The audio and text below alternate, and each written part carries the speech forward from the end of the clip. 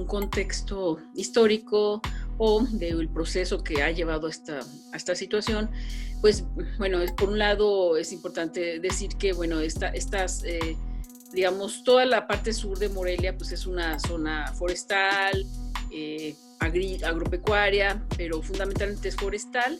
Y bueno, esta zona hasta finales del siglo XX, digamos, estaba en estatus de, bueno, en lo que eran los programas de desarrollo urbano, estaba en estatus de protección ecológica. Todo lo que era la zona ahorita, pues de Santa María hacia lo que es ahora Altozano, Montaña Monarca, toda la zona que está urbanizándose por Jesús del Monte, todo eso, pues nada más había lo que era el barrio de Santa María y Jesús del Monte, y era un camino que ni siquiera estaba pavimentado, o sea, estaba bastante en malas condiciones, y todo eran campos agrícolas en la parte plana, y los alrededores todo eran pues bosques, ¿no? Entonces, con todo el asunto de las reformas al artículo 27 de los años 90, o sea, todo esto pues generó todo el proceso de especulación inmobiliaria. Entonces, todas estas tierras que en otro momento estaban definidas como de protección ecológica, que por lo tanto no se podía hacer urbanizaciones y que pues entonces no tenían ningún valor de mercado, digamos, en términos para la cuestión urbana, porque había candados en términos de los planes de desarrollo urbano. Pues con las reformas al 27 empezamos a ver, desde mediados de los 90, empezó a haber mucha presión del sector inmobiliario aquí en Morelia para esa zona dejar de que fuera ecológica, ¿no? Hubo resistencias ciudadanas que se opusieron. Yo desde esa época participé en las resistencias para evitar que esa zona sur de Morelia pasara a ser urbana por todos los factores socioecológicos y también del tipo de ruralidad que hay en la zona. Entonces, bueno, el punto está en que pues esto a finales de los 90 se cambió el plan de desarrollo urbano. López Orduña, a 2 días, 3 días de irse, les dio el regalo al capital inmobiliario y también tiene intereses inmobiliarios. Entonces cambió el plan de desarrollo urbano, y entonces todo lo del sur de Morelia pues pasó a ser, que era ecológico, pasó a ser urbano, ¿no? Toda la zona está de Altozano. Pero como el capital inmobiliario es muy voraz y no se llena nunca, o sea, lograron pues hacerse las tierras con compraventa de tierras de manera muy barata, por medio de presión, por medio de pues, ofrecer cosas, ahora sí que carros a cambio de los terrenos, etcétera, ¿no? Por presión también hubo así cuestiones, obligarlos, ¿no? Con amenazas, etcétera.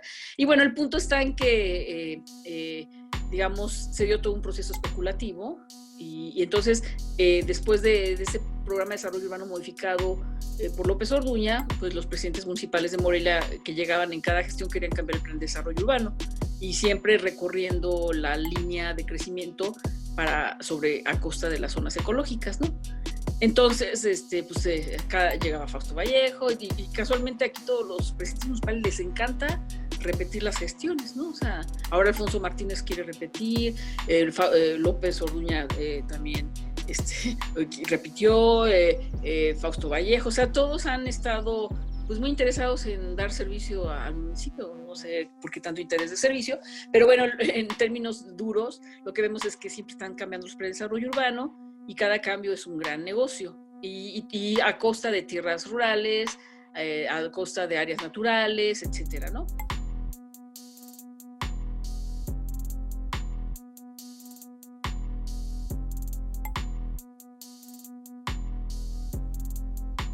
Siempre están en esa presión sobre bosques. Y bueno, Jesús del Monte pues ahorita prácticamente pues está ya rodeado de fraccionamientos, han tenido pues muchos problemas en cuanto al agua, hay muchas irregularidades, y muchas pues presiones por esta expansión, porque pues digamos, se convierte en urbano, pero entonces luego viene la producción de servicios, y luego vienen las voracidades de que quieren bajar, se van al cerro a vivir, a hacer los fraccionamientos, y quieren bajar en 5 minutos a la ciudad, y entonces pues, han destruido toda la zona del área natural protegida de la Loma Santa María, con la vialidad que se construyó recientemente del túnel y todo esto, y fue toda por esta voracidad inmobiliaria que van por etapas, ¿no? Primero es la tierra, luego es el agua, luego el equipamiento, luego viene no sé qué, y luego ya que consolidan esa parte, ahora siguen en la siguiente. Entonces ahorita ya consolidaron toda la zona de de Altozano, todo esto, y entonces pues, se siguen recorriendo, ¿no? Entonces van por más. Es toda esta zona bellísima que es muy forestal, que es hacia, pues, hacia Río Bello, toda esta San Miguel del Monte, toda esta zona que todavía pues, como que contenía a Jesús del Monte, ¿no? Hasta Jesús del Monte como que era la parte.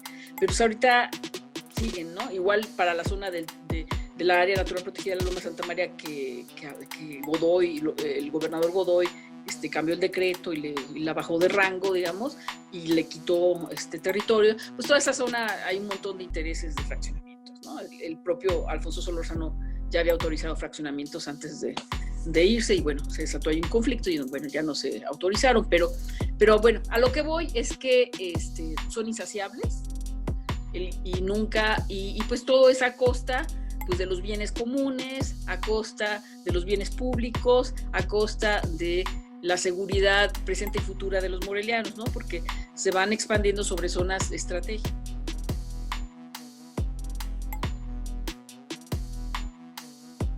En la zona sur de Morelia particularmente, en donde, digamos, está es la franja forestal, ¿no? O sea, del ejenio volcánico, es la franja que produce agua, que brinda una serie de servicios ecosistémicos a la ciudad, al campo, a través del abasto de agua, de regulación, de control de inundaciones, de regulación climática, o sea, una serie de beneficios.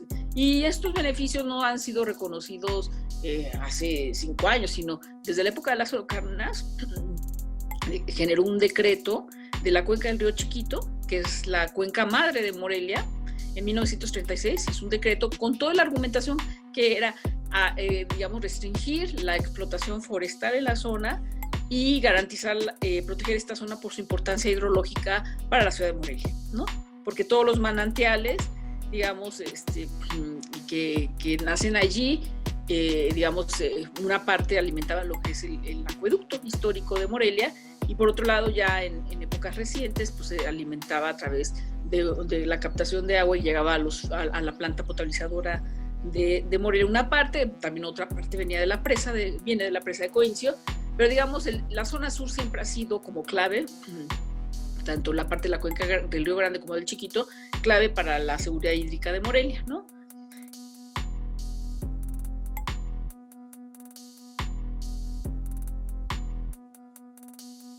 Y entonces, bueno, ahorita, ¿cuál es el tema, no? ¿Cuál es el punto? Pues ese es como el contexto, ¿no? Pues que el capital inmobiliario, o sea, compraron todo por esa zona.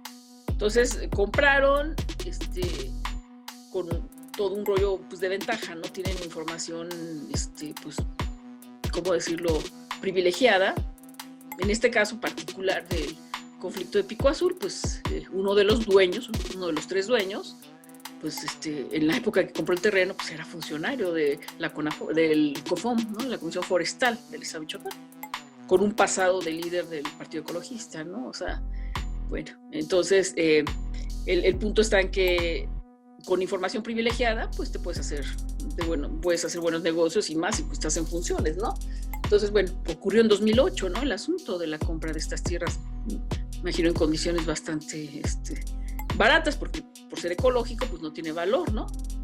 Pero pues, siempre en esta apuesta de que ya compraste ahí barato, pues al ratito ahí, ese ha sido el modo, ¿no? Al ratito ahí, pues, o te metes en el gobierno municipal, o tu cuate, o ahí, pues, corrompes, y pues se autoriza esa zona donde tú ya invertiste, pues de que era restringida, pues ya se puede, ¿no?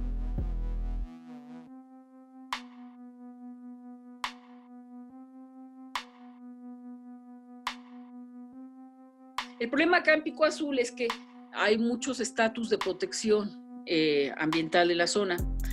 A nivel de gobierno municipal, en el programa de desarrollo urbano de Morelia el vigente, esa zona está considerada como zona de protección ecológica, ¿no? O sea, y no es posible la urbanización porque el límite de crecimiento de la mancha urbana pues llega hasta Jesús del Monte, digamos, ¿no?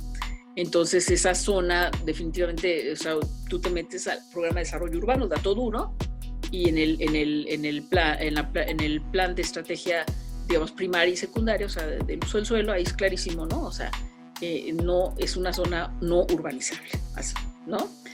Entonces, a nivel de gobierno municipal, no se puede. Entonces, si es una zona no urbanizable, no puedes tener ningún tipo de permiso de construcción, porque es no urbanizable, ¿no? Y las no urbanizables se consideran ya en un tipo de uso del suelo y aprovechamiento más específicos, son ecológicas, en donde lo ecológico puede incluir actividades agropecuarias, forestales, pero el tema está en que no urbanas, ¿no? O de servicios, comercio, etcétera, ¿no? Primer candado. Entonces, por lo tanto, el municipio no puede dar ninguna autorización de cambio de uso de suelo ni permiso de construcción a un fraccionamiento. El fraccionamiento es urbano.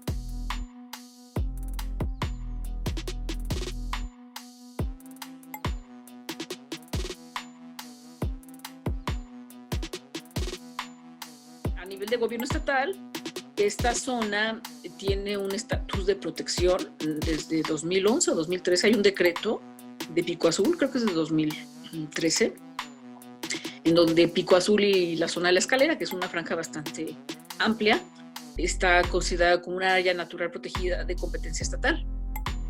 ¿Sí? Entonces, las áreas naturales protegidas, pues son protegidas porque tienen un gran valor ambiental, ¿sí?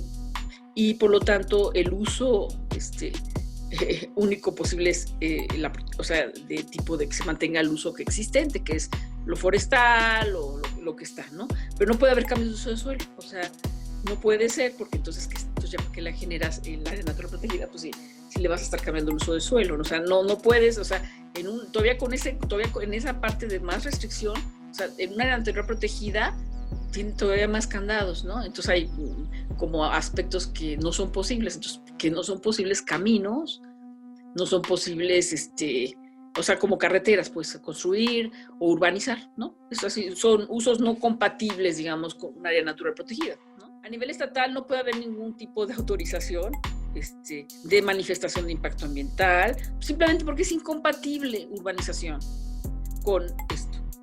Si se dio la autorización, si es que existe la autorización, habría que ver quién la dio y en qué contexto, ¿no? O sea, porque no podría, entonces también hay una responsabilidad civil, o sea, más administrativa más bien del que lo haya hecho, porque es corrupción. No puedes autorizar, y menos con un decreto, ¿no?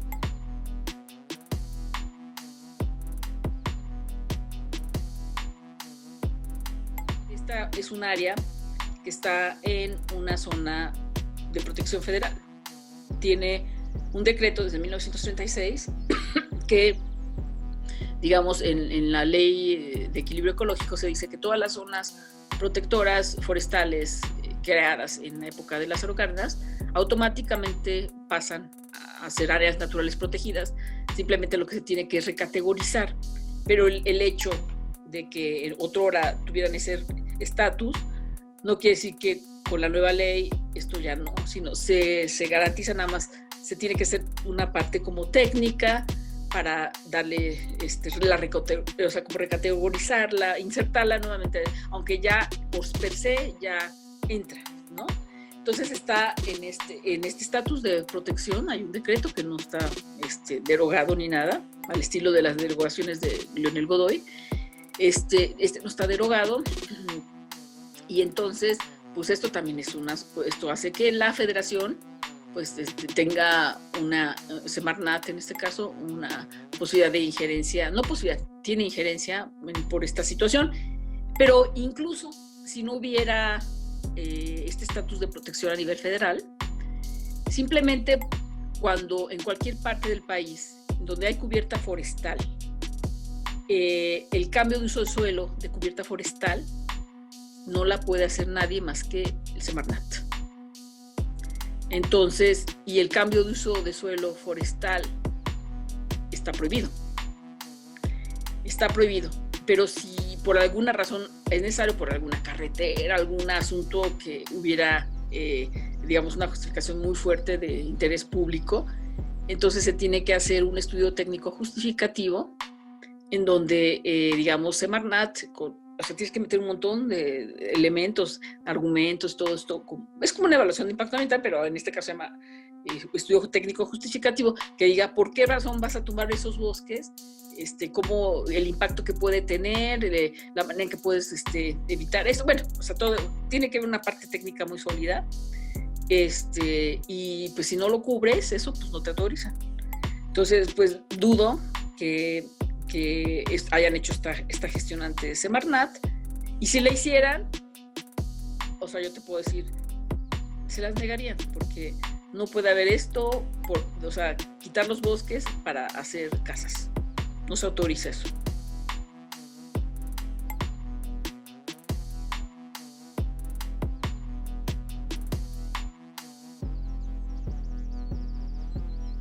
Porque puedes corromper muy fácil las autoridades locales, ahí con autorizaciones como corruptas, como suele suceder, de autorizaciones de cambio de uso de suelo, de permisos de construcción,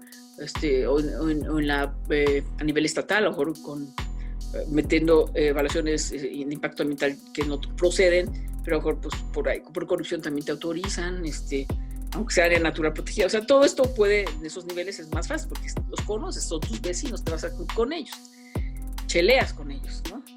Los invitas, les das sus botellitas, todo esto, ¿no? Los granjeas y ya todos. Pero a nivel federal, bueno, luego es más difícil, ¿no? Y aparte,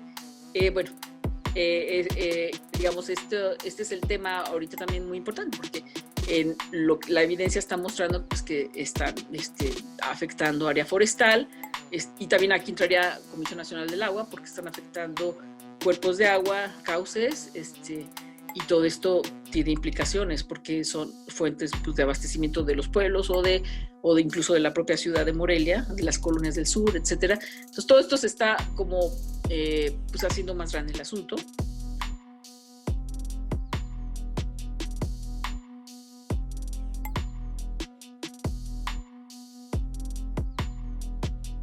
Estas voracidades, me pone muy triste porque es interminable, ¿no?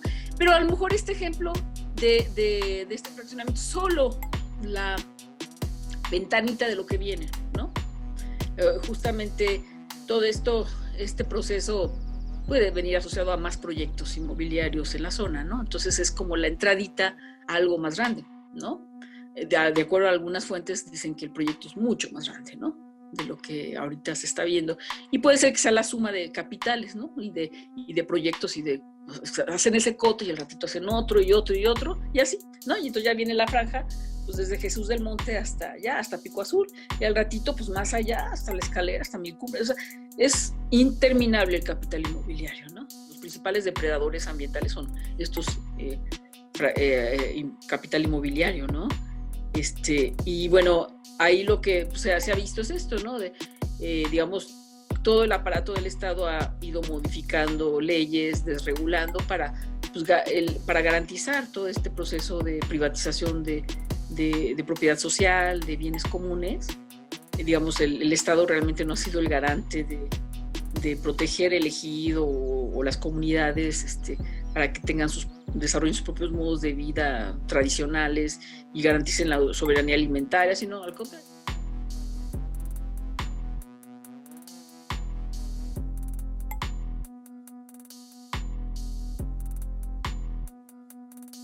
Es mayor pauperización social, ¿no? O sea, en el caso, por ejemplo, de estos campesinos que tenían un vínculo con la tierra, que esa tierra la cultivaban, la sembraban y daba frutos y alimentos y para sus familias o para el mercado local, pues ahora todo esto pues, se ve imposibilitado porque esas tierras pues, pasan a manos privadas.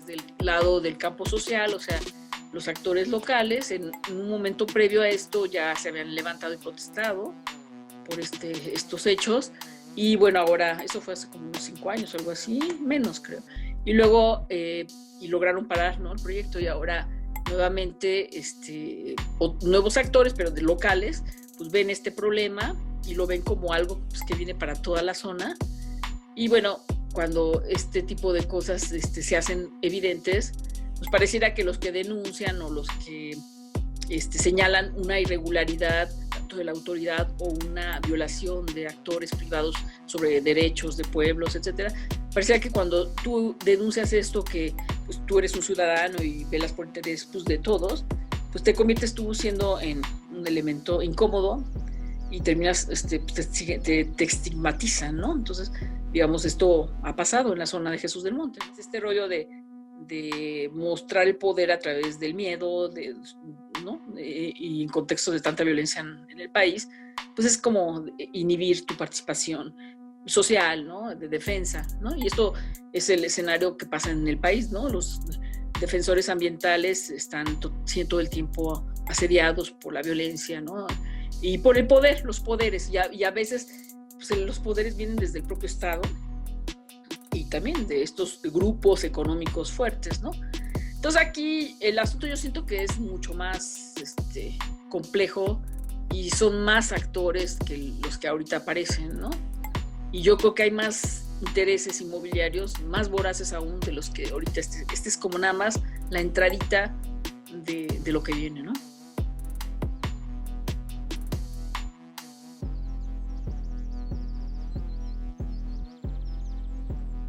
Jesús del Monte es una comunidad rural, de hecho tiene un origen prehispánico. Es la madre, de hecho, Jesús del Monte es la mamá de Morelia, porque Morelia, en la parte del Valle Guayaguero no había nada, digamos en la época prehispánica, cuando llegaron los españoles, pues ahí empezaron a hacer el asentamiento, ¿no? De Valladolid, pero previo a eso estaba el único asentamiento en la cuenca así importante era Jesús del Monte, ¿no? Entonces, digamos, mucho les tenemos que agradecer a ellos, han sido los guardianes de los bosques históricos.